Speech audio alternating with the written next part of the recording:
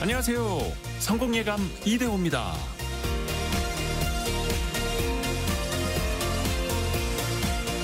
영화 대부에 이런 대사가 나옵니다. 친구를 가까이 두어라.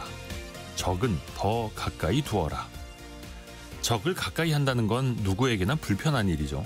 하지만 좋은 판단과 행동 그리고 올바른 의사결정을 위해서는 가까이에 적이 필요합니다. 곱지 않은 상대방, 불편한 데이터, 날카로운 시선을 외면하지 않고 받아들이는 용기. 그게 리더십의 본질이기도 하고요. 위협은 피할수록 커지고 마주할수록 작아진다고 하죠.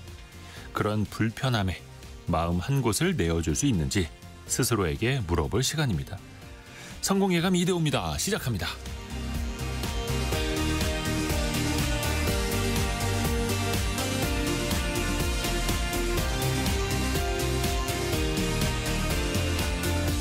안녕하세요. 이대호입니다. 7월 29일 화요일 아침입니다. 오늘도 함께해 주셔서 감사합니다.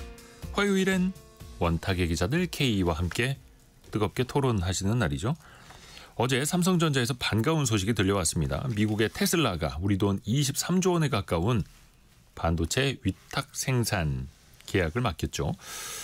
그동안 삼성의 파운드리 사업이 사실 아픈 손가락이었는데요. 중요한 전환점을 맡게 됐습니다. 다만 이걸로 충분할지, 과제는 없을지 같이 한번 논의해 보시고요. 그리고 미국이 제시한 상호관세 협상 시한이 이제 사흘 앞으로 다가왔습니다. 트럼프 대통령이 또 최근에 한마디 했죠. 합의가 안 된 나라들은 상호관세율 15에서 20%를 매길 거다.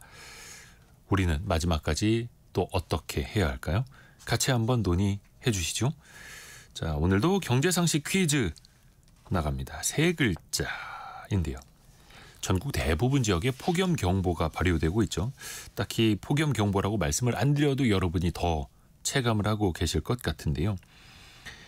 1902년 미국의 윌리스 캐리어가 발명한 이것 덕분에 그래도 좀 우리가 살만합니다. 처음에는요.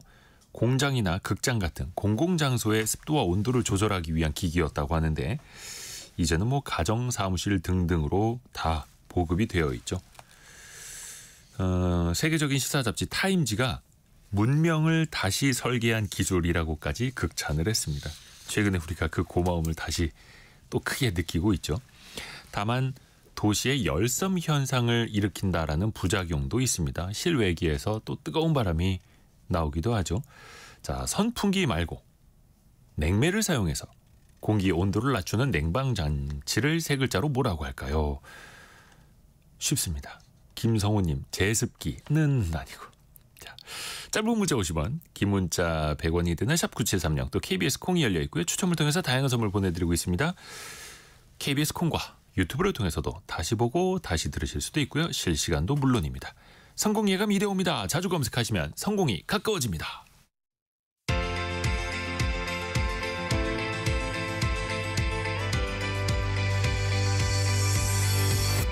KBS 1라디오 성공예감 이대호입니다.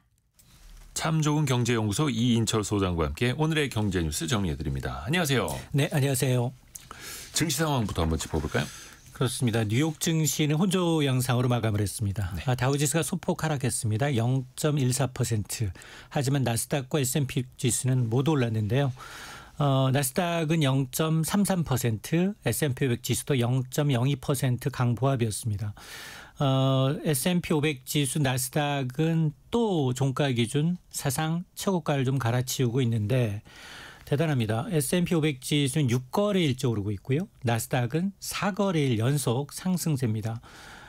미국과 유럽연합의 무역협정 체결 소식에도 불구하고 이번 주 아마 대형 IT주들 실적 발표가 앞두고 있죠. 그리고 물론 뭐 금리 동결 예상되고 있습니다만 이 FOMC 정례 회의가 예정돼 있고요.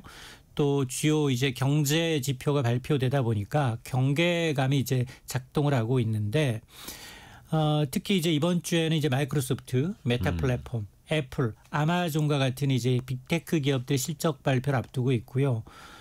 특히 오는 29일 이틀 동안 진행되는 이제 FOMC 정례 회의 결과뿐만이 아니라 향후에 어떤 코멘트가 나올지에도 관심이 집중이 되고 있습니다. 그리고 이제 이번 주에 특히 경제 지표 가운데는 연준의 통화 정책의 민감도가 가장 큰 개인 소비 지출, 물가 지수부터 7월의 고용 동향까지 이게 관세 정책의 후폭풍이 과연 물가와 고용에 영향을 줄지 여부가 관건이고요. 네. 오늘 시장에서는 에너지주가 가장 많이 올랐거든요. 이게 미국과 유럽연합과의 협정에서 3년간 유럽연합이 미국산 에너지를 무려 7,500억 달러 1,000조 원 넘게 사주기로 한 것이 결정적 영향을 미치고 있고 기술주 가운데는 테슬라가 3% 넘게 올랐습니다.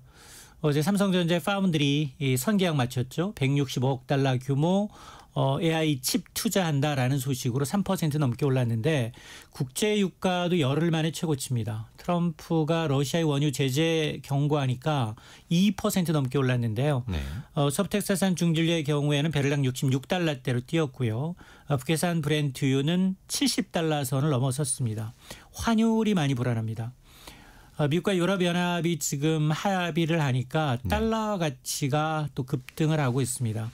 지금 야간 거래에서는 원달러 환율이 1,390원 선 턱 밑까지 지금 올라와 있는 상황인데요. 우리가 지금 막판 환율 어떻게 합의를 이어갈지를 좀 봐야 되겠고요. 어제 코스피가 모처럼 삼성전자 7만 원 돌파하면서 3,200선 5일 만에 회복을 했는데 오늘은 하락세로 출발하고 있습니다. 네. 지금 코스피가 한 1% 넘게 지금 하락해서 35포인트 1.1% 떨어진 3,174선에서 코스닥도 1% 8포인트 내려서 800선 아래에서 출발하고 있는데요. 삼성전자 1일 천안에 어제 11개월 만에 7만 전자 올랐는데 오늘 또 하락하고 있습니다. 68,200원 선까지 좀 빠져 있는 상황이고 SK 하이닉스도 1.5% 떨어지고 있습니다. 하나오션 일부 주들은 또 오르고 있는데 이제 좀 더 지켜봐야 되겠습니다. 네. 그리고 요즘에 너무 덥다 보니까 온열 질환 환자가 하루에만 거의 100명씩 발생을 한다 하더라고요. 특히 이제 밖에서 일하시는 분들이 되게 위험하잖아요. 아마 엘리베이터 같이 타면 가장 많이 마주치시는 분들, 택배하시는 분들, 땀 뻘뻘 흘리면서 그 무거운 거를 다 나르시는데 지금 연일 이제 35도 이상 폭염이 이어지자 정부가 체감 온도가 35도 이상일 경우 야외 작업 중단을 지시했습니다. 김영훈 고용노동부 장관이 어제 전국에 48개 고용노동관서장에게 작업시장 조정과 중단 지도하라는 이제 긴급 지시를 내렸는데요. 이는 이제 7월 중순부터 7월 17일부터였죠. 시행됐던 33도 이상일 경우 2시간마다 20분 이상 휴식을 의무화한 조치에 이어서 더 강화된 겁니다. 특히나 고령자분들 또 일자리에 신규 배치되신 분들 이런 분들은 온열질환 취약군으로 이제 분류를 해서 특별 보호까지 당부를 하고 있는데요. 특히 이제 밀폐된 공간의 경우에는 이렇게 외부 온도가 높으면 질식사고가 많이 일어납니다. 네. 그래서 유해가스 측정이라든가 사전 환기, 송기 마스크 착용 등의 3대 원칙을 강조하고 있는데요. 이번 조치는 어쨌든 최근 연이어 발생하고 있는 이제 작업자 사망 사고를 계기한 것이지만 정부가 지금 폭염 안전 5대 수칙을 전국적으로 지금 준수해달라라고 요청을 하고 있는데요. 이게 뭐냐면 첫 번째가 시원한 물 자주 마시기입니다. 가장 쉬운 거죠. 두 번째가 냉방장치 적극 활용하고 세 번째가 2시간마다 20분 이상 휴식 취하기 네 번째가 보냉장구, 물조끼라든가 아이스팩을 착용하기 다섯 번째가 혹시나 내가 열사병 등의 의심 증상이 있을 경우에 즉시 119에 신고를 해서 응급조치를 좀 취할 수 있는 방안들인데요. 앞서 제가 이제 주로 보면 지금 건설 현장에서 지금 일하시는 분들, 농장에서 작업하시는 분들, 택배하시는 분들, 굉장히 고온에 노출된 환경에서 작업하는 근로자들한테 특히나 이런 이제 강조되고 있고 폭염으로 인한 사고와 이제 사망을 예방하기 위한 최소한의 5가지 지침은 꼭 준수를 하셔야겠습니다. 그러게요. 안전이 건강이 최우선입니다. 그리고 요즘에 밖에서 너무 덥다 보니까 휴대용 선풍기 많이들 이용하시잖아요. 요즘엔 그거를 선풍기라고 부르더라고요. 근데 이게 안전 인증을 안 받은 제품이 꽤 많다고요. 맞습니다. 그게 대부분 국내에서 만들어지지 않았어요. 그렇죠. 예, 관세청이 여름철 인기 수입 제품 27종을 집중 검사한 결과 이른바 이제 KC 인증을 받지 않은 이제 부적합한 제품이 대거 적발이 됐는데요. 가장 많은 게 뭐냐? 말씀하셨던 것처럼 휴대용 선풍기예요. 이게 무려 42,000점이고요. 그다음에 수영복입니다. 수영복도 18,000점. 이외에도 이제 무선 이어폰, 또 어린이용 물놀이 용품 등에도 KC 미인증 혹은 허위 인증 표시 사례가 확인이 됐는데 전체 이 적발 물품 가운데 58%인 69,000점이 인증을 아예 받지 않았거나 네. 허위로 수입됐습니다. 그래서 이들 제품은 지금 통관이 보류되고요. 이후에 인증을 받지 못하게 되면 폐기 또는 반송될 예정이고요. 어쨌든 소비자 입장에서는 이제 이런 용품을 사실 때는 혹시나 KC 인증 마크가 부착돼 있는지 여부 꼭 확인이 나시면 좋겠고요. 이게 좀 여름철 안전사고 예방이 중요하기 때문에 이게 사실은 선풍기도 배터리 불량도 있을 수 있고 여러 가지 이제 안전사고의 이제 직접적인 원인이 될 수 있기 때문에 좀 조심을 하셔야겠습니다. 또 하나 노란봉투법이 국회 법안 소위 통과했어요. 그렇습니다. 윤석열 전 대통령이 이제 거부권을 행사했었죠. 이른바 노란봉투법 개정안이 다시 국회 환경노동위원회 법안 소위를 통과를 어제 했습니다. 네. 이번 개정안은 이제 더불어민주당, 이제 진보당 주도로 의결이 됐고요. 국민의힘 의원들은 논의가 시작되자마자 반발하면서 퇴장을 했는데 핵심 내용 그겁니다. 사용자 범위를 더 확대하고 노동쟁의 대상을 더 늘리고 또 손해배상 청구를 좀 제한하자라는 내용이 들어있는데요. 즉 원청이 하청 노동자의 근로조건을 실질적으로 결정하게 된다면 교섭의 책임을 지게 되고요.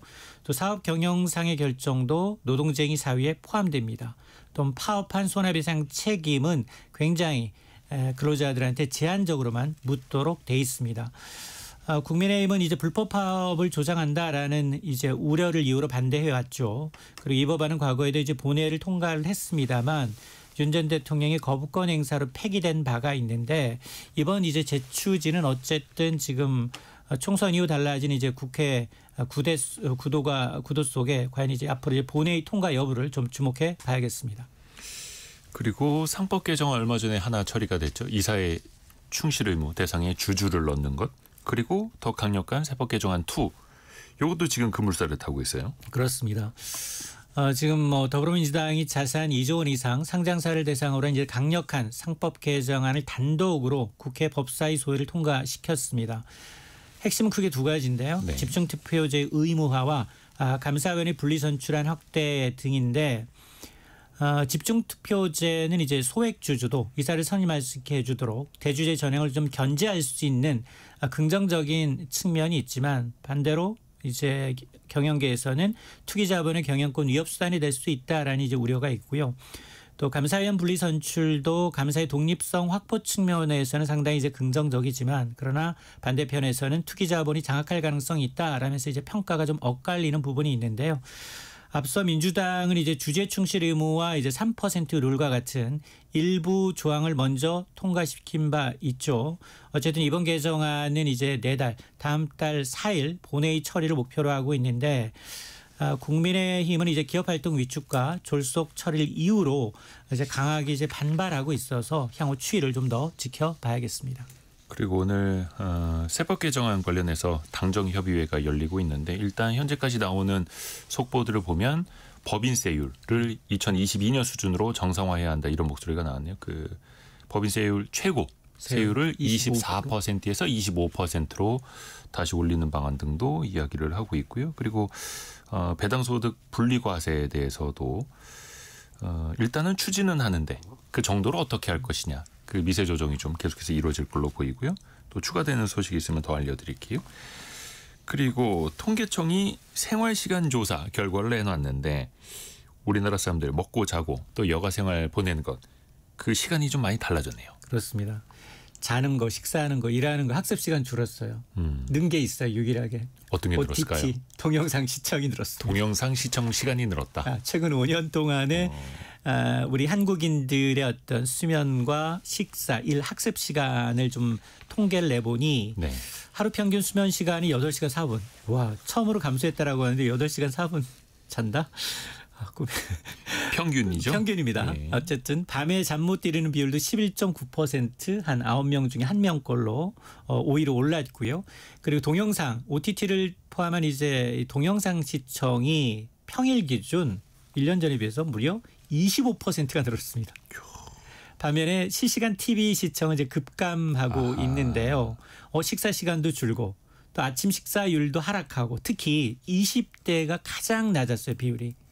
그러니까 혼밥은 전반적으로 증가하고 있고 이건 뭐 1인 가구 증가가 그 배경으로 지목이 되고 있는데 어쨌든 초등학생의 학습 시간은 좀 늘어나고 있지만 반대로 수면 시간, 놀이 시간 줄고 있고 이건 뭐 사교육 열풍에 따라서 학교 밖 학습 시간은 뭐 초중고 모두가 이제 늘어나고 있지만 그러나 이제 학생의 절반 이상이 지금 수면 시간 부족과 피로감을 좀 호소하고 있어서 학생들의 어떤 이제 학업 부담이 상당하다라는 걸 알 수 있습니다.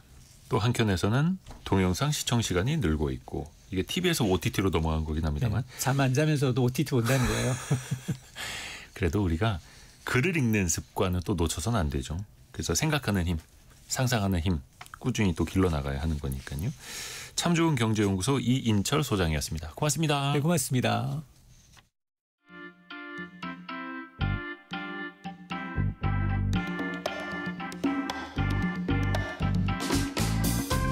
지금 여러분께서는 KBS 일라디오 성공예감 2대호입니다를 듣고 계십니다.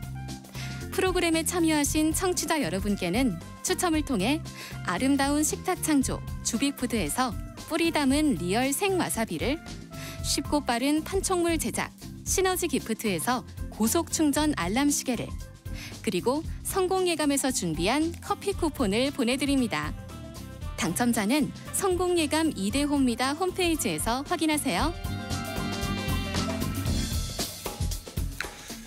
성공예감 2대호입니다. 화요일에 찾아오는 원탁의 기자들 K 시간입니다. KBS 김준범, 석민수, 강푸른 기자 함께합니다. 안녕하세요. 안녕하세요. 어제 삼성전자가 간만에 반가운 소식을 전했죠. 주가도 오랜만에, 오늘은 약간 좀 조정을 받긴 합니다만 7만 원을 회복을 하기도 했고요. 먼저 좀 소개를 좀 해주시겠어요? 강푸른 기자. 다 아시겠지만 사실 어제 삼성전자가 테슬라와의 협업을 발표를 했습니다. 테슬라가 지금 자율주행을 위해서 자체 개발한 차세대 인공지능 AI 칩이 있는데요. 네. 이 AI 6 칩을 삼성전자가 이제 생산을 하게 됐는데 사실 삼성 파운드리가 그동안 이제 실적도 굉장히 안 좋고 네. 문제가 많았었는데요. 굉장히 큰 규모의 계약을 따냈습니다. 삼성 파운드리 단일 수주 기준으로 역대 최대 규모고요. 2나노급 최첨단 공정으로 빅테크 물량을 수주한 첫 사례입니다. 작년 한 해 매출의 7.6% 수준을 계약 한 번에 따낸 거라서요. 앞으로 한 8년간 계약이니까 매년 2조에서 3조 원의 매출을 기대해 볼 수 있는 상황이어서 굉장히 큰 호재이기 때문에 어제 주가도 이제 오랜만에 7만 원짜리 회복했던 것으로 보입니다. 어제 이 시간만 하더라도요. 그러니까 개장 직전에 공시가 나왔는데 금액하고 그 다음에 상대방, 계약 상대방은 경영 비밀, 그러니까 비밀 유지 조항상 비공개 이렇게 나오다 보니까 이거 어디냐. 그래도 이야기 많이 나왔던 테슬라 아니냐라고 막 추측을 하고 있었는데 나중에 일론 머스크가 본인 등판을 했죠. 네, 결국 소셜미디어에 글을 올렸죠, 먼저. 네, 결국에는 이게 위탁 생산이라고 하죠. 네. 파운드리라는 게 주문을 받아서 생산을 하는 거니까 주문을 받은 입장에서는 쉽사리 얘기를 못하는 게 그 관례기도 하고 고객사 정보니까. 예. 근데 주문을 한 입장에서는 우리가 이런 칩을 새로 만들어서 앞으로 이 차에다가 탑재를 할 거야. 이렇게 얘기를 하면서 홍보 효과도 좀 있는 것 같고요. 일단 이 AI 칩셋이라는 게 뭔가 그러면 이 차량용 반도체 문제는 사실 그 전까지 잘 모르다가 코로나 시기 때 우리가 잠깐 그 차량용 반도체 때문에 차가 출고가 안 된다 이런 얘기가 좀 있었잖아요. 맞아요. 그 차에 반도체가 들어가는데 보통 우리 차량 그때 얘기했던 차량용 반도체는 내연기관차 브랜드들 그러니까 현대기아차라든지 외국의 뭐 폴크스바겐이라든지 이런 회사들이 기존에 해왔던 방식은 차의 주행 계통을 통제하는 ECU와 그다음에 이제 우리가 라디오나 무슨 음악 들을 때 쓰는 인포테인먼트 시스템 이런 데 다 개별로 반도체가 들어가서 통제를 하는 식이거든요. 그래서 뭐 이게 하나가 고장나도 차는 굴러가고 뭐 이런 식인데 그렇죠. 테슬라는 그 메인 칩셋 AI 지금은 쓰고 있는 게 AI4죠. AI4 칩셋 하나로 차를 다 통제를 해요. 그다음에 이게 좀 다른 차량용 반도체보다 훨씬 더 똑똑하다고 하는 게 그 FSD 그러니까 이제 전면 자율주행을 위해서 그걸 컨트롤하기 위해서는 좀 더 고도의 칩이 필요하다.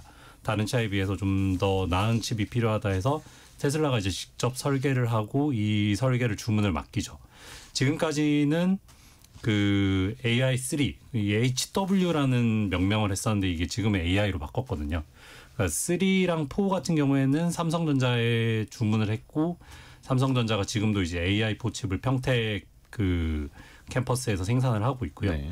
그다음에 이제 AI5를 TSMC에다가 의뢰를 하면서 테슬라도 이제 삼성을 떠났구나 이런 네. 얘기가 나왔었는데 맞아요.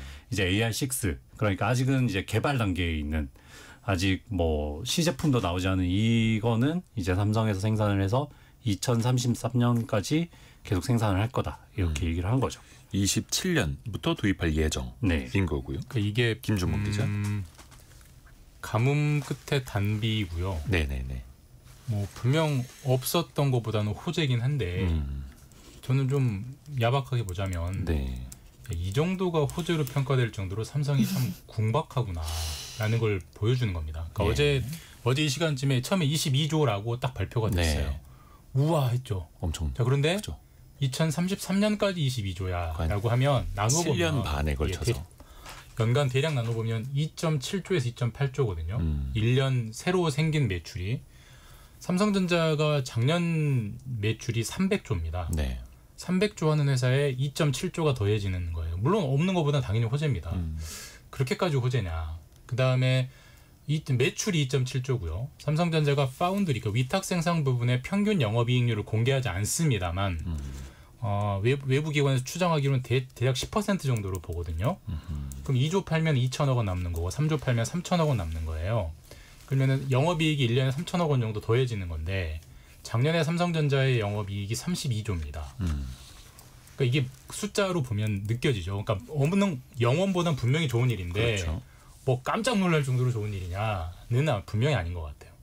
다만 이제 어제 머스크도 밝혔듯이 이 계약액은 최소고 더 늘어날 수 있다라고 했기 때문에 뭐 그래서 팍팍 늘려준다면 삼성전자에게 참 좋은 일이죠. 삼성전자가 위탁 생산이 너무 안 돼서 장사를 정리 많이 했을 정도인데 맞아요.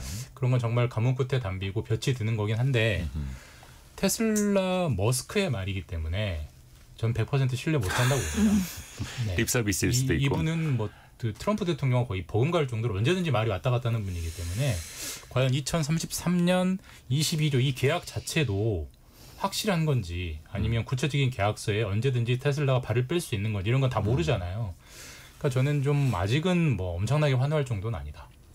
그러니까 22조 7천억 원이라는 그 헤드라인만 볼 게 아니라 그게 과연 몇 년에 걸쳐서 이루어지는 계약인가. 그래서 주식 투자하시는 분들도 특히 뭐 조선이라든지 방산이라든지 장기 계약을 맺는 그 금액 규모를 보면 단일 공급 계약 금액만 볼 게 아니라 그게 몇 년 동안의 계약인지를 꼭 봐야 한다는 그 룰이 있기도 하죠. 암묵적인 룰이.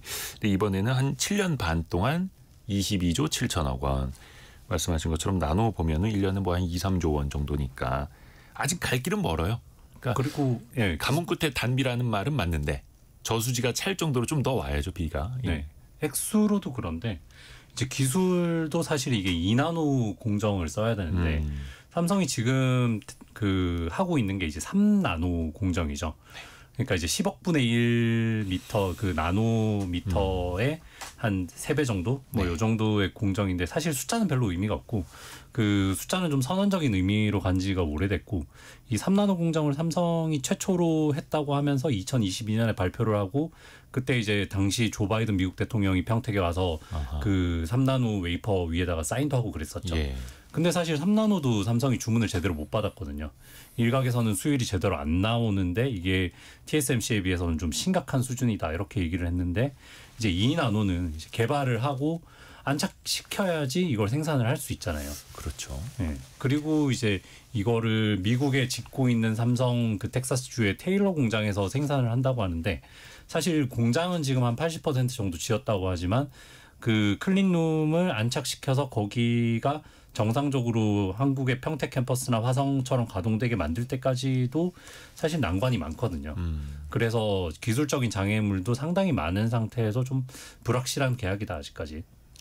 그러니까 평택에서 기존 라인에서 하는 것도 아니고 새로운 국가, 새로운 지역에서 지은 파운드리 그것도 아직 세팅이 안 된 그리고 처음 또 도전하는 2나노 때 그러니까 아직 도전의 영역에 좀 있다라고 볼 수도 있겠어요. 네. 그래서 수율이 또 핵심이기도 한데 수율이 낮으면 손해 보면서 만들어줄 수밖에 없을 테고 그래서 나중에 뭐 발열이라든지 성능, 안정성 둘, 세 마리 토끼 정도로 더 잡아야 하는 어려운 일이기도 합니다. 그러니까 이게 우리가 아다시피 삼성전자는 주력이 이제 위탁 생산이 아니고 메모리잖아요. 누가 봐도 메모리가 삼성전자의 주력이고 주력에서 뭐가 팡파리가 터져야 정말 좋은 건데 그래서 어제 사실 22조 원 수주 계약이 공시되고 계약 상대방을 삼성전자가 밝히지 않았어요. 네. 그래서 다들 혹시 엔비디아인가? 정말 대박이네라고 생각했는데 여전히 엔비디아의 삼성전자가 HBM3E 그러니까 주력 HBM을 납품한다는 소식은 여전히 들려오지 않고 1년 넘게 안 들려오고 있습니다. 삼성전자가 계속 곧 된다 했지만 근데 주력이 아닌 위탁 생산에서 어쨌든 낭보긴 낭보입니다만은 삼성전자 전체 매출에서 메모리와 그 위탁 생산의 비중은 뭐 어른과 아이 한 살 아기 정도 차이가 나는 거예요. 이 한 살 아기 정도 부분에서 뭐가 좀 기쁜 소식이 있으니까 어쨌든 제가 너무 좀 계속 깎아내리는데 좋은 일이긴 한데 어쨌든 주력에서 뭔가 그 큰 일이 터져야 삼성전자가 지금까지 우울한 전망이 정말 끝나고 뭐 최근에 뭐 기사들이 썼듯이 뭐 이재용 회장이 무죄가 되니까 모든 일이 잘 풀린다는 식으로 해석할 수도 있을 건데 이거는 그런 정도는 분명히 아니다. 저는 그렇게 냉정하게 봐야 된다고 생각합니다. 지금 뭐 오상성님 비롯해서 7570님 등등 뭐 영업이익 뭐 수천억 남는다 해서 이게 작은 게 아니다라고 말씀해 주시는 분들도 계신데 뭐 그 말씀도 맞고요. 이제 다만 메모리 반도체 전반적으로 삼성전자가 못해도 한 40조 원 이상은 영업이익을 남겨줘야 하는 회사인데 최근에는 하이닉스의 한 절반 정도밖에 못 버는 수준까지 떨어졌고 물론 이제 파운드리는 출발일 수도 있겠습니다만 영업이익이 이제 수천억대라면은 이제 막 신발끈을 매기 시작한 정도로라도 봐도 될 것 같습니다. 이제 달려야죠. 그러면 TSMC를 쫓아가는 것도 하나의 과제. 또 중국에서 SMIC라고 하는 중국의 파운드리 회사도 또 엄청나게 또 쫓아오고 있지 않습니까? 점유율로 놓고 보면 좀 다급하긴 해요. 파운드리 시장의 좀 특성도 좀 이해를 하긴 해야 되는데요. 예전에 이제 TSMC랑 한창 경쟁을 할 때 과연 그러면 뭐 그때 뭐 삼성 매출의 몇 배를 한다고 해서 TSMC가 진짜 그 기술이 몇 배나 뛰어난가 그랬을 때 그 파운드리 위탁 생산 주문을 보면 그 삼성도 지금 그렇지만 9세대 공정 그러니까 이제 레거시 공정이라고 하는데 레거시 공정도 하고 그다음에 이제 선단 공정도 하고 삼성 입장에서는 좀 그 선단 공정에 치우쳐서 많이 가는 측면이 있고 물론 지금 그것도 주문이 없긴 하지만 근데 이제 SMIC 같은 경우에는 지금 그 극자외선 노광 장비라는 그 네덜란드에서 수입해서 쓰는 그 장비를 중국이 못 가져가잖아요. 네. 그래서 이제 그거를 쓰지 않고 할 수 있는 최대치인 이제 7나노 공정 정도를 하고 있다고 하는데 그 분야보다는 사실 좀 중국이 반도체를 그 외부에서 수입을 잘 못하는 상황에서 좀 레거시 공정 쪽에서 매출이 좀 많이 일어나는 것처럼 보이고 지금 실제로 시장에서도 그렇게 보고 있고요. 그래서 이거는 이제 기술적인 추격이라기보다는 좀 뭐 시장 특성상 좀 볼륨에서 그 SMIC가 좀 많아 보이는데 삼성전자가 좀 밀린다 이렇게 보기에는 좀 과한 측면이 있는 것 같습니다. 그리고 아까 우리가 이야기했던 게 텍사스에 있는 이제 새로운 공장에서 그것도 새로운 2나노에 도전한다라고 표현을 했는데 일론 머스크가 SNS에 올린 글 하나가 또 의미심장하더라고요. 우리 집에서 멀지 않다. 그리고 본인이 삼성전자의 어떤 생산 효율화에 직접 조언을 하기로 했다. 이야기를 하더라고요. 그 일론 머스크 하면은 그 생산 효율화, 단가 인하 이런 거에 또 엄청나게 목숨을 걸지 않습니까? 그러니까 이제 이것도 마찬가지인데요. 그러니까 결국 그 계약을 그러니까 얼마의 이익을 남기고 삼성전자가 팔 수 있느냐를 또 모르잖아요. 지금 계약 총액만 나와 있지. 그렇죠. 아직은 모르죠. 그러니까 그 같은 위탁 생산을 하더라도 대만의 TSMC, 타이완의 TSMC는 일반적으로 알려지기로 영업이익률이 한 45에서 46 정도거든요. 퍼센트. 그러니까 100만 원 팔면 45만 원이 남기는 어마어마한 장사를 하고 있는 위탁 생산이고 삼성전자의 위탁 생산은 아까도 말씀드렸지만 공개는 안 하지만 외부에서 추정하기로는 10% 정도. 100만 원짜리 팔면 10만 원 남는. 그러니까 이익률에서 비교가 안 되는 거여서 삼성전자가 지금 굉장히 급한 상황이고요. 파운드리, 그러니까 위탁 생산을 점리 많이 했던 상황이고 이런 상황에서 뭔가 좀 급한 뭔가 기쁜 소식이 필요했고 그럼 과연 테슬라에게 가격을 세게 부를 수 있었겠느냐? 아닐 확률이 높겠죠. 급한데 일단 수주라도 일감이라도 주세요. 우리는 이익 안 남아도 돼요. 뭐 팔기만 하게 해주세요. 이런 것들 일반적인 상관행이잖아요.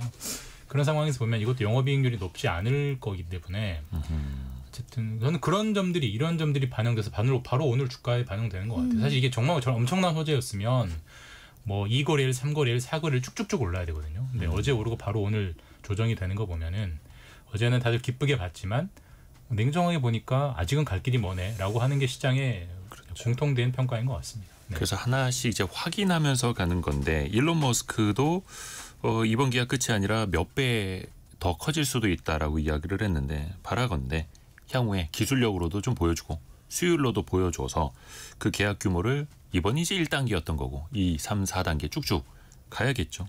또 그걸 또 증명을 실력으로 해야 하는 거고요. 그러니까 사실 파운드리라는 게 고객사가 다양해져야 또 규모의 경제가 나오잖아요. TSMC 영업이익이 네. 높은 이유 중에 하나도 그런 거고. 근데 과거에는 주요 고객사였던 퀄컴도 어떤 뭐 발열 이슈 때문에 삼성 물량 뭐 TSMC로 돌리고 이런 막 여러 가지 우여곡절이 있지 않았습니까? 과연 다른 빅테크들도 삼성이 잡을 수 있을 것인가? 어떻게 좀 희망 회로를 돌려보면 됩니까? 어떻게 해야 됩니까?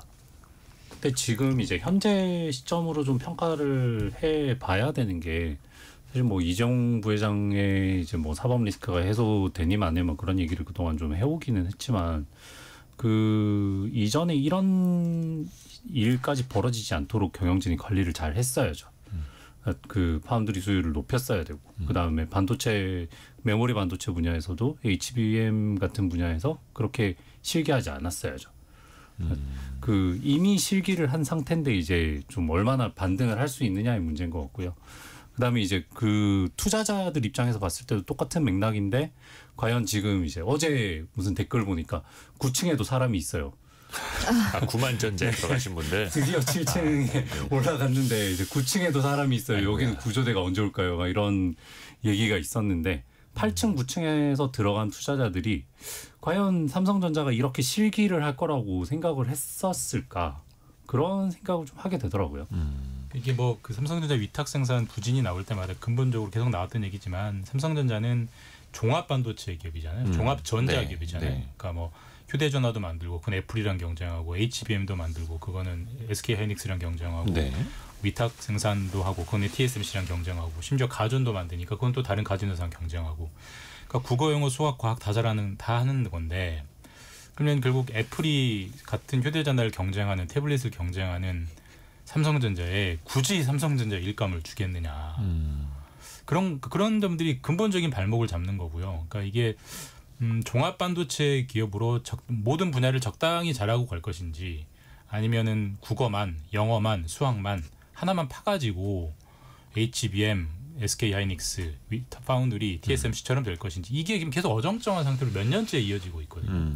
근데 중요한 것은 이 어정쩡한 거를 삼성전자의 경영진들이 몇 년째 어정쩡하게 정리를 못하고 있어요. 방금 성민수 기자가 말한 것처럼 저도 같은 연장선상인데 뭔가 결단과 그다음에 이렇게 그걸 결단을 실행하는 과감한 추진력이 몇 년째 안 보이고 있기 때문에 계속 물음표가 가는 건 사실입니다.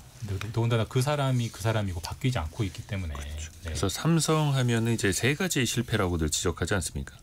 전략적으로 실패를 했고 기술력으로도 못 따라가고 있고 특히 이제 인사 측면에서 핵심적으로 좀 실패를 하고 있다.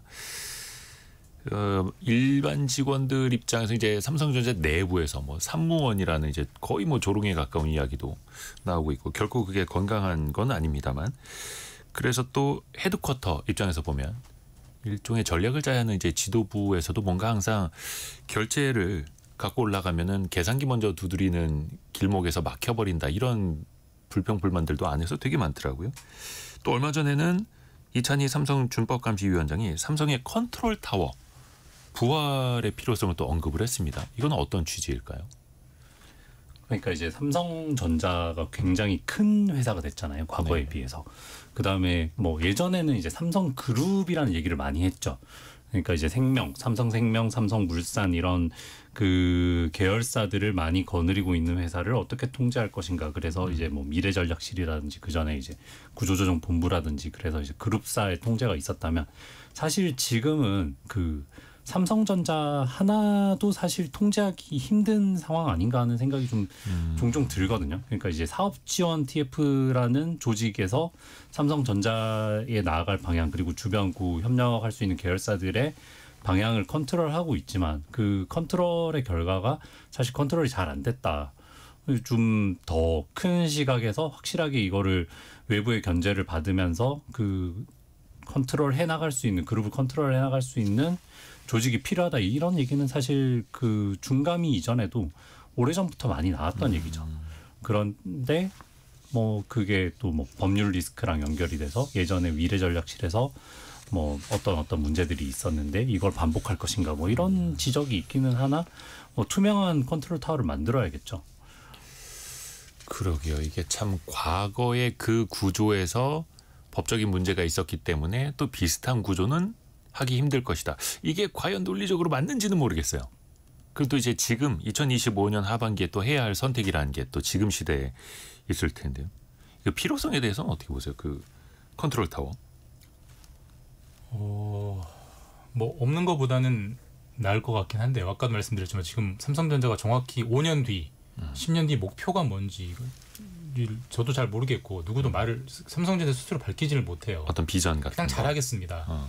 열심히 하겠습니다만 있는 상태니까 더군다나 지금 기업이 잘 나가고 있는 상태라면 잘하겠습니다, 열심히 하겠습니다가 뭐 충분히 먹힐 만한 캐치프레이즈지만 위기라는 상태에서는 구체적인 목표와 전략을 던져주고 죽이 되든 밥이 되든 거기로 달려가는 모습을 보여줘야 되는데 어쨌든 몇 년째 어정쩡한 상태로 가고 있기 때문에 뭐 그걸 뭐 구조본이라고 부르건 뭐 미래 전략실이라고 부르건 뭐라고 부르건 간에 그런 어떤 뭔가 맺고 끊는 걸 결정하는 뭐라고 해야 되지 의사결정 체계는 필요한 것 같은데 근데 뭐 좀 너무 좀 그렇긴 한데 야박한 얘기지만 뭐 한 10년 넘게 계속 3할을 못 치는 타자가 아하. 갑자기 홈런. 내년부터 마음을 바꿔 먹으면 3할을 칠 수 뭐 그럴 수도 있는데 그럴 확률이 매우 낮잖아요. 결국 사람의 문제고요. 결국 그 어떤 경영진 꼭 한 사람이 아니라 어떤 그 삼성전자 경영진의 면면이 뭐 거의 그대로 가고 있지 않습니까? 계속 위기라고 하면서도 그대로 가고 있고 뭔가 시장의 기대감, 투자자들의 기대감을 불러모을 만한 인물을 영입한다 이런 것도 없고 그러니까 그런 거가 없기 때문에 사람이 안 바뀌는데 뭐 조직을 A라고 부르든 B라고 부르든 그게 그렇게 결정적일까? 저는 좀 회의적입니다. 네. 비슷한 맥락에서 이제 삼성이 계속 그 총수 주도의 성장을 해왔잖아요. 이건희 회장이 프랑크푸르트에서 이제 가족 빼고 다 바꾸라고 했던 게 그렇죠. 그때 당시에 이건희 회장이 만 51세였어요. 근데 지금 이재용 회장이 만 57세예요. 그리고 이제 자녀들한테 회사를 물려주지 않겠다고 이미 선언을 했잖아요. 그러니까 지금까지 이 총수 주도로 왔던 지배구조 체제 전반에 대해서 좀 삼성도 마찬가지, 삼성 내부도 마찬가지지만 시장에서도 이게 지속 가능한지에 대해서 그 의문을 던지고 그다음에 그렇다면 이제 삼성에서 총수가 앞으로 지금까지 계속 그런 위상으로 존재할 것이냐 아니면 이 회사는 좀 더 뭐 다른 방향으로 총수가 예컨대 뭐 이사회 의장 정도로 관리 감독을 하고 전문 경영인들이 나서서 이 회사를 이끌어가야 되느냐 뭐 이런 식의 고민들을 좀 해야 될 시점이 아닌가 그런 생각이 듭니다. 그렇죠. 그래서 예. 경영권은 물려줄 수 있지만 경영 능력은 물려줄 수 없다는 게 유명한 시장의 격언 중인데 저는 그걸 가장 극명하게 보여주는 국내 사례가 지금 삼성인 것 같습니다. 그래서 우리가 항상 삼성 하면 이재용 회장은 뭐 하고 있나 이렇게 떠올리는데 사실은 건강한 구조적으로 봤을 때는 이사회를 먼저 떠올려야 하고 이사회 멤버들이 어떤 의사결정을 하고 있는가를 봐야 하는데 사실 뭐 저를 비롯해서 그렇고 또 언론에서 아직까지는 삼성의 이사회를 주목하는 눈빛은 별로 없다라는 게 아쉽기도 하고 또 이게 현실이구나 또 한번 절감하기도 하고요. 아무튼 또 우리는 응원을 할 수밖에 없습니다. 잘 돼야 하고요. 두 번째 이슈 넘어가기 전에 경제상식 퀴즈 한 번 더 내드리겠습니다. 세 글자 정답인데요. 우리 생활에서 정말 필요한 가전제품 박성준님, 방준호님, 2019님 공통적으로 캐리어 박사한테 지금이라도 노벨상 줘야 한다라고. 이 말이 빠지질 않습니다. 냉매를 활용해서 실내 온도를 낮추는 냉방장치를 말하죠. 캐리어 박사님에게 지금도 정말 감사합니다. 다만 이걸 과도하게 틀어서 실내와 바깥의 온도차가 5도 이상 크게 벌어지면요. 두통, 소화불량, 피로감 같은 증상이 나타날 수 있습니다. 냉방병이라고도 하죠.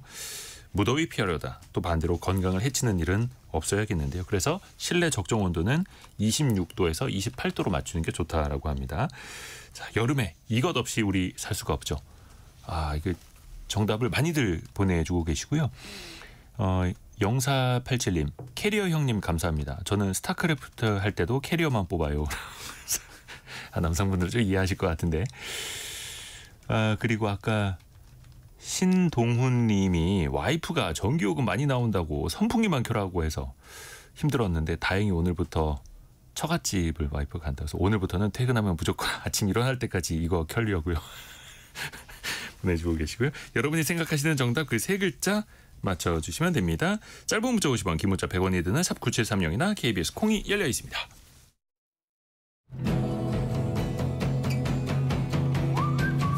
오늘의 움직임에 주목하고 세상의 흐름을 놓치지 않습니다. 여러분의 내일을 응원하며 성공의 열쇠를 함께 찾아갑니다. 성공예감 이대호입니다. 우리가 미국과의 관세 협상 거의 뭐 몇 주 연속 계속 우리가 다룰 수밖에 없습니다. 근데 진짜 이제 임박했는데 근데 이게 타결이 임박한 게 아니라 25% 상호관세율이 물리는 그 시한이 임박한 거잖아요. 어떻게 좀 현재까지 어떻게 돌아가고 있습니까? 안심할 수 없는 상황이죠. 뭐 아직까지 협상이 타결이 안 된 건 분명한 사실이고요.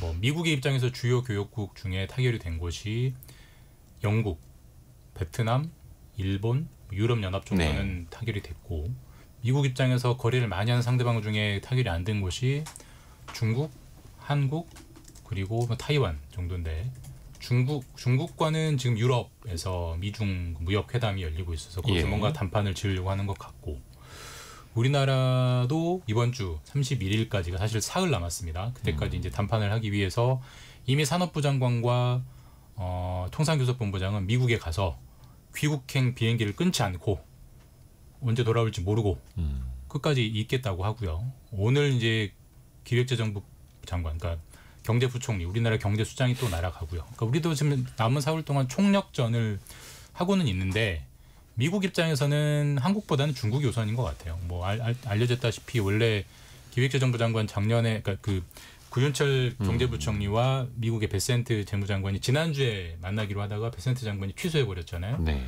뭐 개인 일정이라고 밝혔지만 알고 보니까 중국 만나고 영국의 저기 트럼프 대통령의 스코틀랜드 수행 그것 때문에 밀린 거잖아요. 예. 우리가 상대적으로 밀렸고 그다음에 아까도 말씀드렸지만 김정관 산업부 장관이랑 여한구 통상교섭본부장이 미국에 있다가 지금 유럽에 가 있는 미국 장관들을 만나러 또 유럽까지 갔어요. 스코틀랜드까지 예. 이제 바로. 유럽에서 만났는지가 확인이 안 돼요 지금.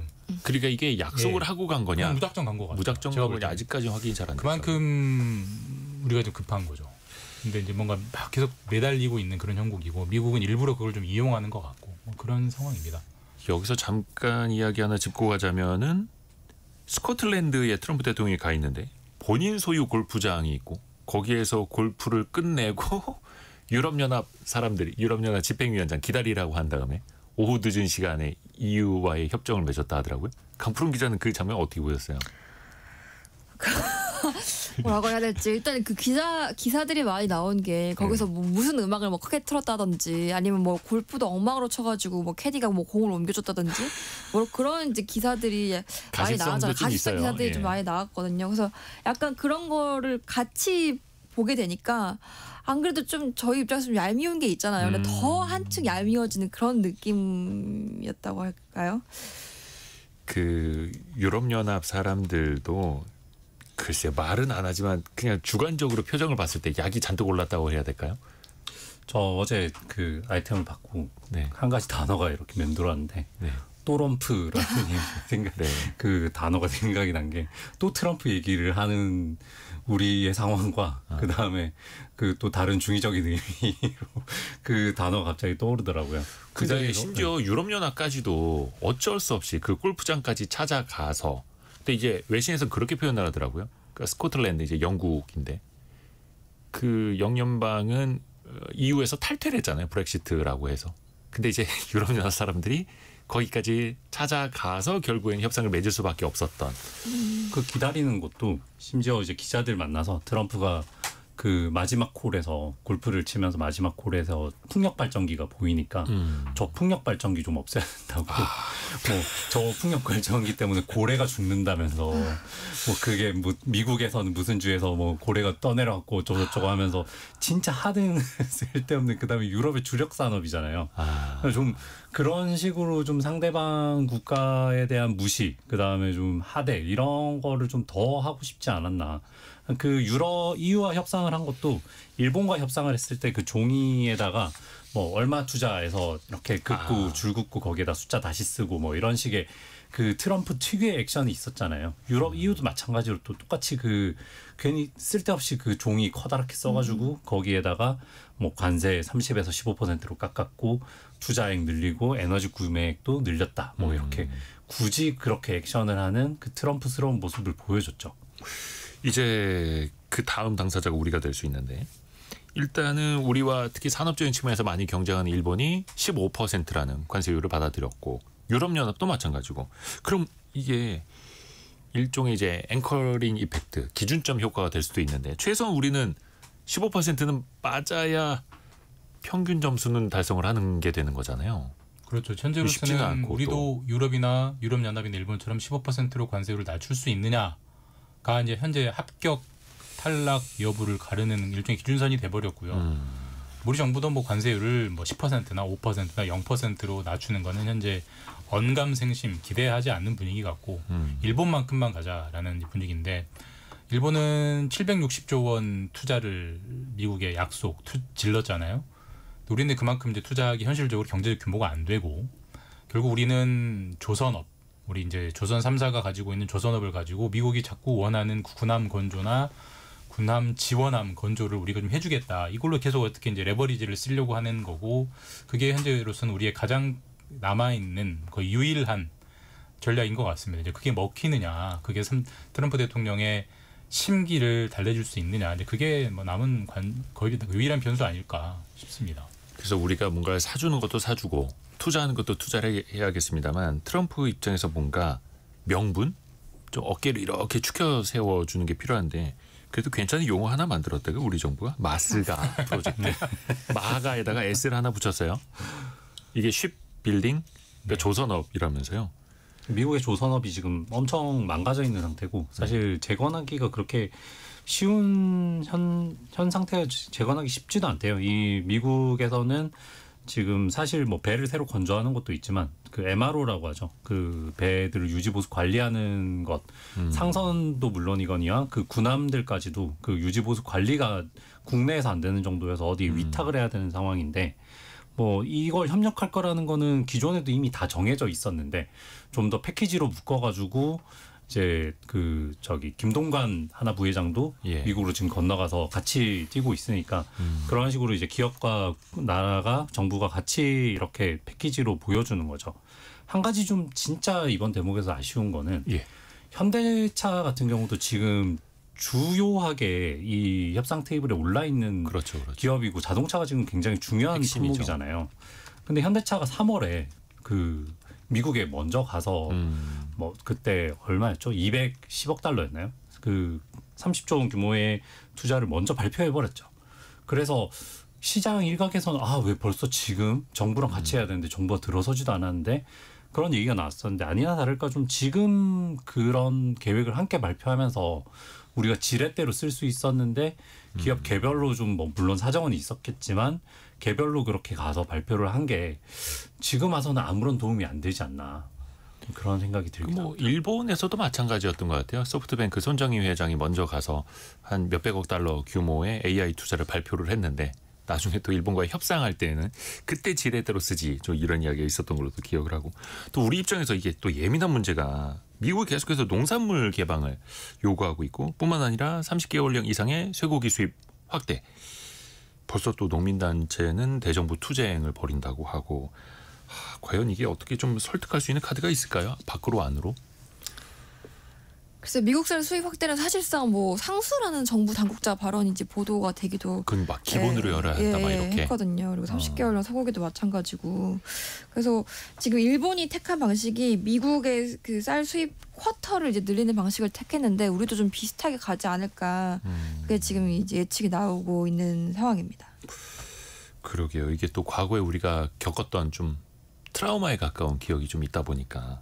그러니까 예전에 뭐 우리 예전에 거슬러 올라가면 우리 우루과이 라운드 때부터 해가지고 한미 FTA, 그러니까 그리고 무역이냐 우리 농업이냐 이거를 둘 중에 하나를 양자 택일해야 되는 문제가 사실 우리처럼 농업 기반은 약하고 수출로 먹고 사는 우리나라 어떤 경제 특성상 항상 불거지는 문제가 이번에 다시 불거지는 것 같고 현재 정부의 스탠스는 농업에서 일부 열어주겠다. 그러지 않고서는 현재로서는 협상 자체가 안 된다라는 거여서 결국은 우리 한미 FTA도 비슷했습니다만 열어준 분야에 대한 이제 그쪽 종사자들에 대한 이제 정부의 지원책이 얼마나 나오느냐 그게 이제 달래지느냐 달래지지 않고 대규모 시위로 가느냐 이걸 가를 판단 지점인 것 같습니다. 네. 아마 원탁의 기자들 K 다음 주 시간에도 관세 이야기를 안 할 수가 없을 것 같은데 다음 주에는 좀 잘 됐다라는 이야기 좀 했으면 하는 바람도 가져보고요. 원탁의 기자들 K, KBS 김준범, 강푸른, 석민수 기자 함께했습니다. 고맙습니다. 감사합니다. 쇠고기 수입 이야기 조금 전에 했는데 조선시대에도 우리가 소를 좀 수출했다고 합니다. 의외의 이야기죠. 조선시대 우리 선조들은 또 소를 어떻게 의미 있게 또 다루었을까요? 소에 대한 이야기 준비했습니다. 뉴스 들으시고요. 10시 5분에 이한 작가와 함께 돌아옵니다.